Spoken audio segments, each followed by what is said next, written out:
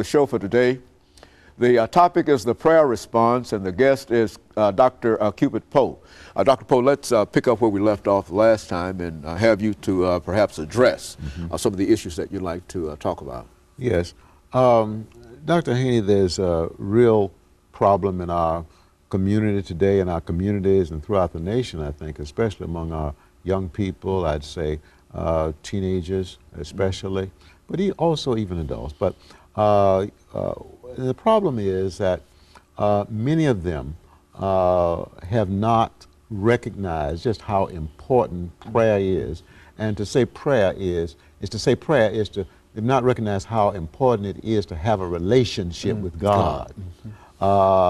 Many of them seem to be imitating their peers in terms of the dress, as you know, the sagging,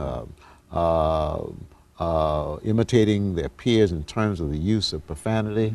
There's a real serious lack of respect that's prevalent among many people today, our youth and even many adults.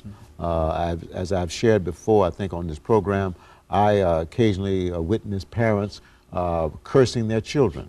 A lot of profanity being used today, as you know, even in the media. And so, to me, this says that people don't recognize the importance of God or the importance of prayer.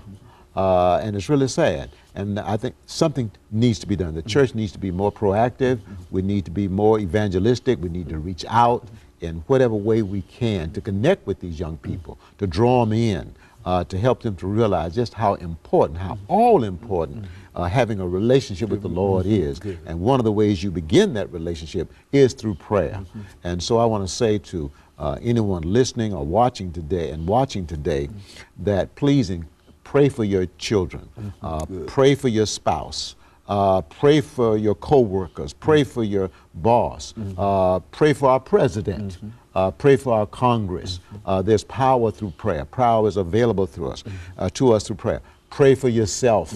You're not in this world alone. God didn't put you here and leave you without resources. The greatest resource that any of us have, Dr. Haney, is God himself.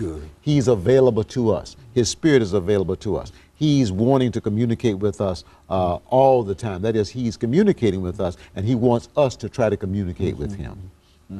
That's, I think that touches a lot of folks, Dr. Poe. That really does, because a lot of folks do find themselves in those situations, and I think that you get caught up, I think, in a lot of negative things in reference to life and in reference to lifestyles and etc. And then somehow you simply forget that there is a God, and you start living a lifestyle that seems to conform to this idea that God does not exist, and then you find yourself in real trouble, and then you don't have any kind of way out to perhaps help and save yourself. You see? That's true. And I think, as you've indicated, many experiences that we've had in terms of knowing people and etc., people taking their own lives and etc. And I think that you've said time and time again that when people become involved in a lot of things that generally lead to suicide and etc., that has something to do with what you call self-centered personalities, and those are individuals who really don't pray. You see, and I think that's very important. Yes. When persons are not trying to live their lives pleasing to God, Dr. Haney, they open themselves up to the influence of the spirit of fear, which is a kind of a proper way of saying the devil. Or Satan. Satan comes in, as he did in the life of Cain, you recall, and as a result of Cain not being willing to do the right thing, Satan pushed him to kill his brother.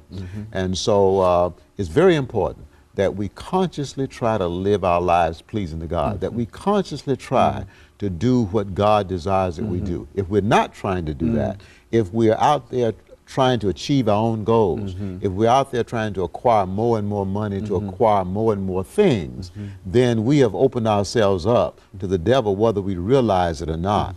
And when that happens, we may end up doing a whole lot of things that we would not do ordinarily. So we've got a problem.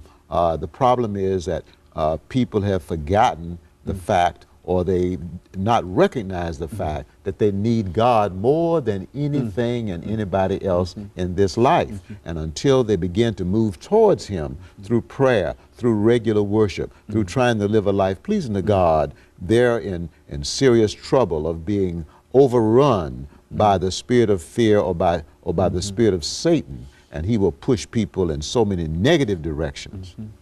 And